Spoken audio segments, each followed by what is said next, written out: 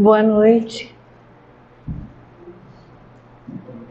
Eu estou feliz por dar início mais uma vez, mais um ano que estava afastada das palestras, e é algo que me ajuda muito, me faz muito bem, porque assim eu estudo. E eu vou tentar passar para vocês o pouco que eu aprendi, pedindo para que vocês também vá até o Evangelho, olhem, vejam e percebam se vocês concordam, se vocês não concordam, porque os Espíritos, eles nos ensinam o livre-arbítrio. Nós podemos concordar e não podemos concordar, não, sim. Cabe a cada um tem o seu envolvimento, o seu desenvolvimento, e ninguém é igual a ninguém. E o capítulo de hoje é o 8º, Bem-aventurados os puros de coração. E logo no início, nós temos aqui um início que começa, que é Lucas que nos fala, e ele diz assim: bem-aventurados os puros de coração, que verão a Deus. E é uma frase bem forte: os puros que verão a Deus. E aí eu fui até o Livro dos Espíritos, logo na pergunta número 10, e Kardec pergunta aos Espíritos assim: o homem pode compreender a natureza íntima de Deus? Então nós, no estágio que nós estamos, nós podemos compreender a natureza íntima de Deus? E a resposta foi bem simples: não. Vocês ainda não podem. Mesmo porque é bem certeiro isso daí, porque muitas vezes nós estamos voltando de outras religiões e nós sempre imaginamos Deus um velhinho sentado, bonitinho, dando ordens e não fazendo nada, né? Só direcionando ordens. E na realidade não, né? Na realidade, quando ele nos diz a sua semelhança, ele quer dizer no nosso interior, no nosso íntimo, na nossa alma. Isso sim, nós seremos semelhantes a Deus. Então nós temos que começar agora a analisar bem o quê? Se os Espíritos disseram isso, a outra pergunta, a 11ª, Kardec insiste e ele diz assim, que um dia, de acordo com a nossa evolução, nós vamos entendendo a natureza íntima de Deus. Então, o que eu pensei? Eu pensei no seguinte: se hoje eu estou aqui com toda a vontade de aprender, já é um pouquinho dessa pureza, já é um pouquinho desse amor. Falar sobre Deus, estudar, né, a doutrina dos Espíritos para nós que estamos aqui. O que significa isso? Significa o início dessa pureza. E que maravilha, quando nós olhamos para aqueles que nós amamos e olhamos com tanto carinho e com tanto amor, mesmo quando eles são malcriados com a gente, principalmente mãe com filho, né? Geralmente tem um probleminha, o filho é malcriado, na hora você dá choca, mas depois você olha para aquele filho e olha de novo. Então nós temos que ser assim com todos, não só com os nossos mais próximos. Nós temos que ter esse olhar para com todos. Nós ainda estamos um pouquinho distante disso, porque nós julgamos, nós ainda temos inveja, nós ficamos irados, às vezes por tão pouco. E é isso que nos atrasa um pouco. E existe uma palavra muito interessante e que faz parte do livrinho do Pensamento e Vida, logo no começo, que Emmanuel nos fala da questão da vontade. Persistir na vontade. É exatamente isso. Nós temos que ter vontade de crescer, vontade de evoluir. E se distanciar um pouquinho da questão da matéria. Nós precisamos da matéria, sim. Nós precisamos ter roupa, nós precisamos ter algumas pessoas carro, os ônibus, os trens, nós precisamos de tudo que é da matéria, dessa evolução. Nós precisamos disso para sobrevivermos na realidade, para viver no nosso meio social. Mas nós não precisamos nos apegar a esses bens, porque nós não vamos levar. Mas os bens da alma, os bens que nós já adquirimos, já desde que a gente vem conquistando, a cada encarnação, a cada passo que nós estamos dando, esse nós não vamos perder. Esse nós vamos carregar conosco. Então essa vontade significa despertem a consciência. Comecem a despertar a consciência. Comecem a olhar para os seus erros e para os seus acertos. É isso que Jesus está nos dizendo quando Ele fala essa palavra de pureza de coração.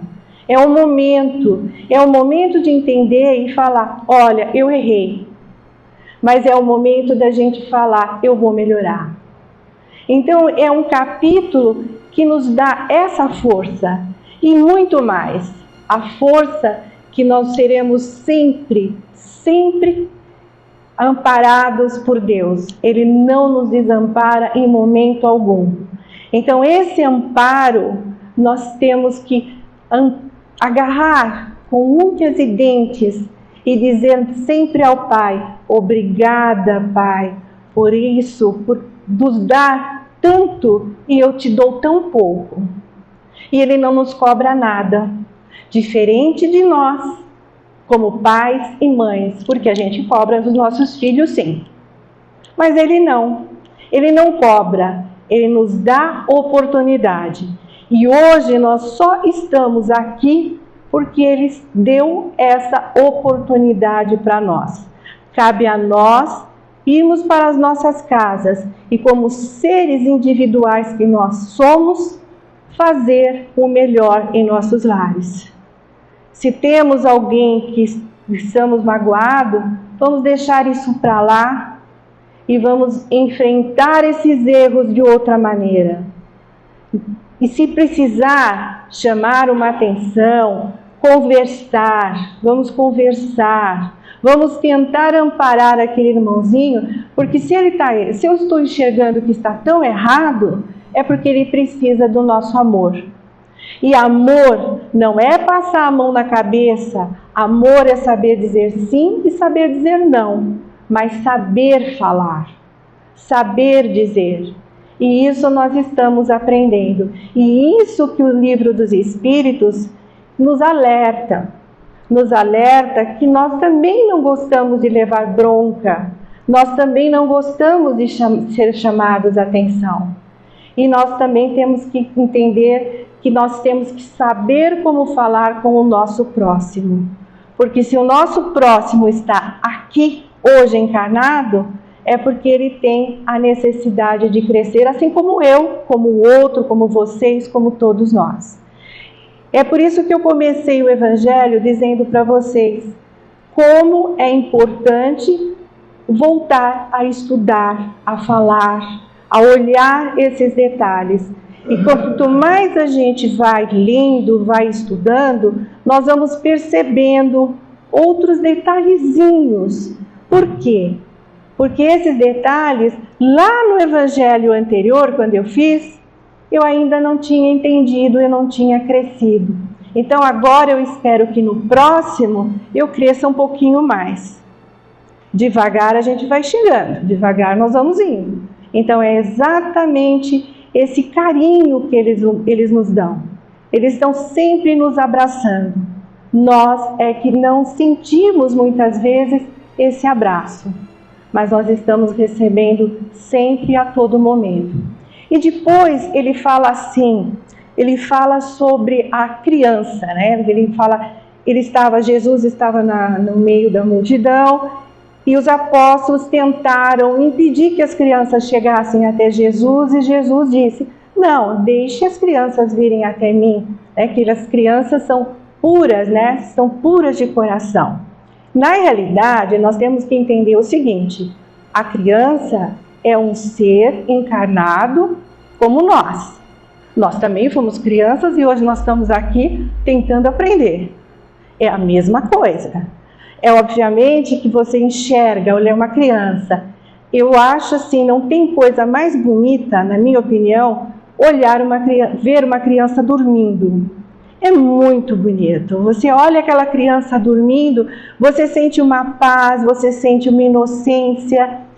E essa inocência, até aquele instante, está existindo. Mas conforme a criança vai crescendo, vai se desenvolvendo, ela vai mostrando as suas características, muitas vezes até para que veio.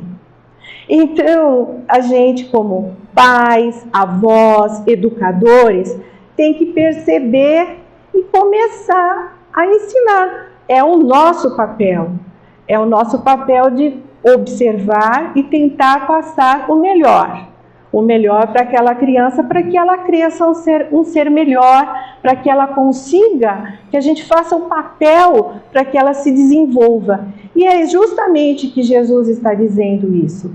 Mas ele está dizendo muito mais, né? Ele está citando essa criança, mas ele está falando para nós. Porque nós, apesar de estarmos encarnados aqui, e já sabe-se lá quantas encarnações nós já tivemos, nós ainda estamos na infância. Nós ainda estamos na infância. Porque ainda é muito difícil certas ações que nos são demonstradas no nosso dia a dia, coisas que nós vemos nas televisões, então criam-se revoltas e nós então nos tornamos pessoas infantis. Nós somos sim ainda crianças na infância.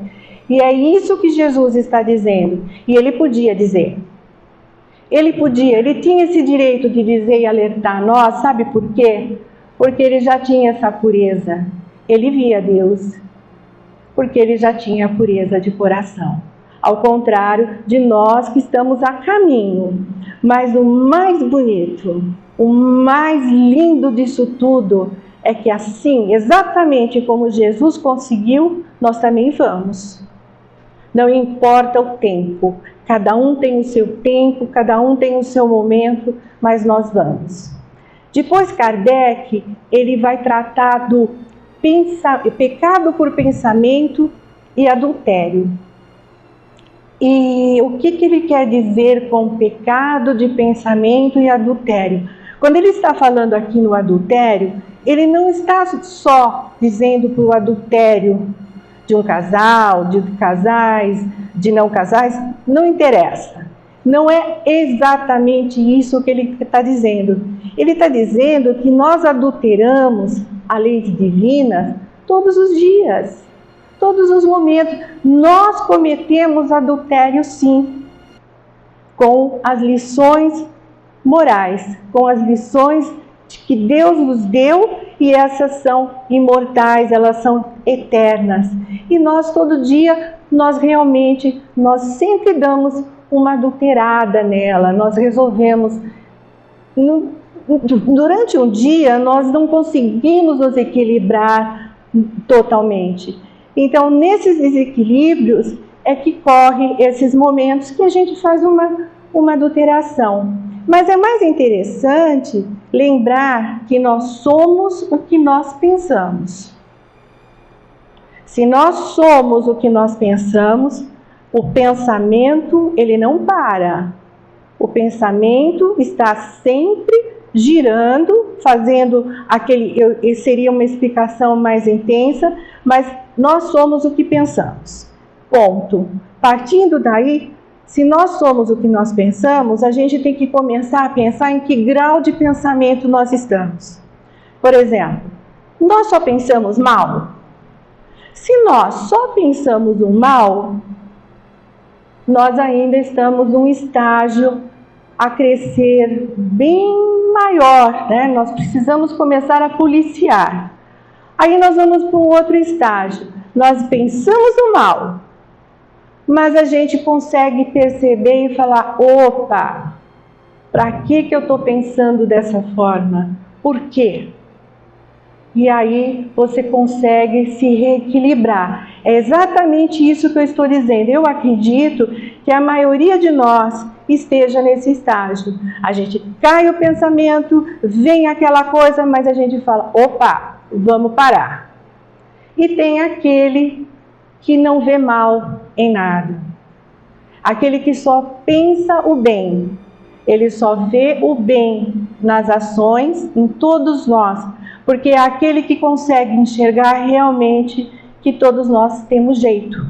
E isso são os espíritos puros, realmente de coração, assim como era Jesus. Jesus, em momento algum, distanciou de nós. Em momento algum, ele não tem fé que nós um dia chegaremos no estágio que ele chegou ou até mais. Então, nós temos exemplos muito grandes na nossa história. Até a semana passada, a Regina nos falou disso. Nós temos o exemplo de Saulo de Tarso. Saulo de Tarso que matava os cristãos e de repente ele se viu diante de Jesus e ele fez um trabalho que nós temos hoje, que é um trabalho lindo, nos deu, ele praticamente, a questão do cristianismo, ele lutou e está aqui para nós. E nós temos Simão Pedro, um homem simples, praticamente analfabeto, que levou o cristianismo, lutou, foi ali. E temos o exemplo de Maria de Magdala. Para quem? Qual foi a primeira pessoa encarnada que Jesus se fez ver? Foi a ela.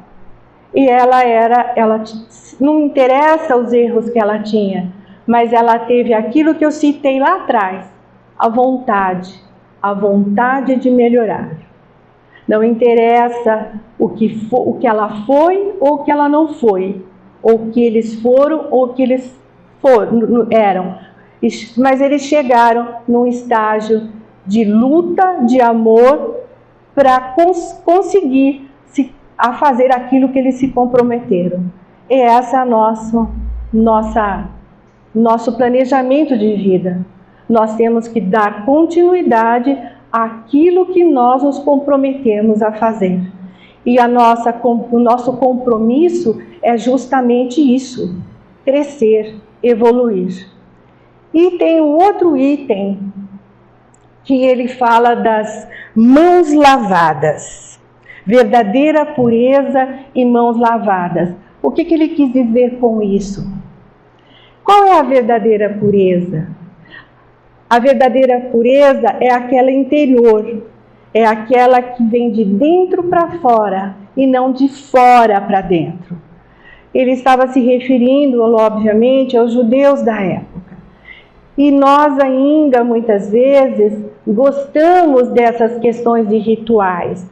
O lavar as mãos para eles era que eles estavam se limpando, né? Eles não estavam se sujando. Se eles não lavassem a mão, eles estariam se sujando, mas não com a questão da higiene. Eles pensavam nasquelas questões que foram dadas a eles pelo homem e eles continuavam a fazer. Então, na doutrina dos espíritos, nós não temos esses rituais, nós não precisamos disso, porque nós precisamos de uma única coisa: despertar a nossa consciência. E é o momento. Nós estamos ainda numa pandemia, nós ainda estamos presos, mas nós estamos aqui. Olha que alegria! Nós estamos juntos. Se não estamos juntos aqui, nós podemos estarmos juntos virtualmente. Nós podemos procurar um amigo. Nós temos recursos. Para que reclamar? Para quê? Essa pandemia está aí justamente, vamos refletir. É o momento da gente refletir. O que eu estou fazendo por mim? Porque aí eu vou lembrar daquela frase maravilhosa que Jesus nos deixou, que é amar a Deus sobre todas as coisas e amar ao próximo como a si mesmo. E antes da gente conseguir amar o próximo, a gente tem que se amar. Mas se amar lá dentro, lembrando dos nossos defeitos, porque nós não estamos aqui para passear. Nós estamos aqui para lutar, para sermos espíritos, eu vou dizer, melhores. Porque nós somos espíritos encarnados e com vontade de crescer, com vontade de levar a palavra do Pai a todos os irmãozinhos de caminhada. E eu tenho certeza que todos vocês têm essa capacidade. A capacidade, não digo se não querem falar numa tribuna, mas tem a capacidade de olhar para um irmão e desejar o bem. Orar por aqueles que necessitam. Isso é fazer o bem e isso é começar a dar início à pureza de coração. Que todos tenham em mente que nós somos amparados 24 horas, que a nossa proteção é imensa e nós só temos que agradecer, porque nós somos ricos com tudo isso que o Pai nos dá.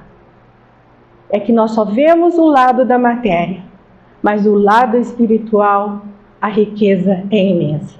Então vamos acreditar, vamos crer e vamos lutar, todos nós juntos, cada um na sua individualidade, mas cada um olhando um para o outro e perceber o quanto nós somos bonitos de alma.